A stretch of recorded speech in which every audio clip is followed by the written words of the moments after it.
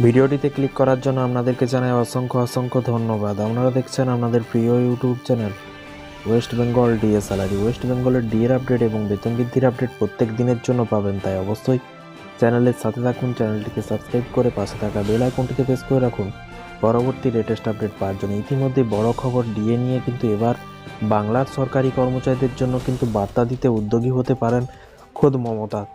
তবে কি মিলবে বকেয়া ডিএ, চলুন বিস্তারিত আজকের এই ভিডিওটিতে জেনে নেওয়া যাক। ভিডিওটি সম্পূর্ণ দেখবেন। এখানে বলা হয়েছে, দেখতেই পাচ্ছেন, বকেয়া মহার্ঘ ভাতা নিয়ে কিন্তু এই রাজ্যের সরকারি কর্মচারীদের মধ্যে কিন্তু দীর্ঘদিন ধরে কিন্তু অসন্তোষ চলছে এবং বিভিন্ন রকম ঝামেলা চলছে। এই অবস্থায় ডিএ নিয়ে বাংলার কর্মচারীদের বড় বার্তা দিয়ে উদ্যোগী হতে পারেন খোদ মুখ্যমন্ত্রী মমতা বন্দ্যোপাধ্যায়।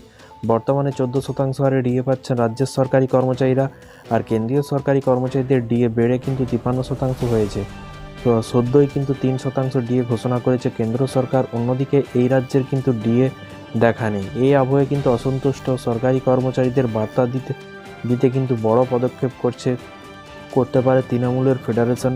তৃণমূল কংগ্রেসের সমর্থিত কর্মচারী ফেডারেশন শীঘ্রই কিন্তু একটি সভা করতে চলেছে। সেই সভা থেকে কিন্তু স্বয়ং মুখ্যমন্ত্রী মমতা বন্দ্যোপাধ্যায়কে কিন্তু হাজির করতে চাইছে তারা। এই জন্য কিন্তু সংগঠনের তরফ থেকে উদ্যোগী হচ্ছেন মন্ত্রী মানস ভূঁইয়া।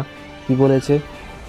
কর্মচারী ফেডারেশনের সূত্রে জানা গেছে যে সংগঠনের তরফে মন্ত্রী মানস ভূঁইয়া এই সংক্রান্ত বিষয় নিয়ে কিন্তু উদ্যোগী হয়েছেন। মুখ্যমন্ত্রী সেই সময় উপস্থিত থাকার সবুজ সংকেত দিলেই কিন্তু কলকাতায় সভার জন্য প্রস্তুতি শুরু করে দেওয়া হবে। এবং এই প্রসঙ্গে তৃণমূল কর্মচারী ফেডারেশনের নেতা প্রতাপ নায়ক বলেন যে, আমরা মুখ্যমন্ত্রীর কাছে সময় চেয়েছি। মানস ভূঁইয়া মুখ্যমন্ত্রী সচিবালয়ের কাছে কিন্তু সময় চেয়েছেন, আর তার দপ্তর কিন্তু সময় দিলেই কিন্তু কলকাতায় আমরা সবচেয়ে বড় সমাবেশ রাজ্য সরকারি কর্মচারীদের উপস্থিত করব। এবং উল্লেখ্য, তৃণমূল কর্মচারী ফেডারেশনের সদস্য সংখ্যা 2,48,000। এই সংখ্যা আরও বাড়তে ইতিমধ্যে কিন্তু সদস্য সংগ্রহ অভিযান শুরু করেছে তারা। এবং জানা গিয়েছে যে রাজ্যের সরকারি দপ্তরে বিভিন্ন শাখা কমিটিগুলিকে কিন্তু নতুন করে সাজানো হচ্ছে। আগামী বিধানসভা নির্বাচনের আগে জেলা কমিটিগুলিতে কিন্তু বিস্তর রদবদল করা হচ্ছে। এছাড়াও রাজ্যের সরকারি দপ্তরে বিভিন্ন শাখা কমিটিগুলিকেও কিন্তু নতুন করে সাজানো হচ্ছে। স্বাস্থ্য দপ্তরের শাখাতে কিন্তু ফেডারেশন কমিটি সংগঠনের ক্ষেত্রে কিন্তু পর্যালোচনা শুরু হয়েছে, তাই নতুন করে কমিটি গঠন করা হবে। এই সব কাজের মধ্যে কিন্তু মুখ্যমন্ত্রী সময় দিলেই কিন্তু কলকাতায় কোথায় সভা আয়োজন করা হবে সেটাই কিন্তু দেখার পালা। তো ফ্রেন্ডস, দেখা যাক কি হয়। শেষমেশ ডিএ সরকারি কর্মচারীদের ডিএ মিলে কিনা।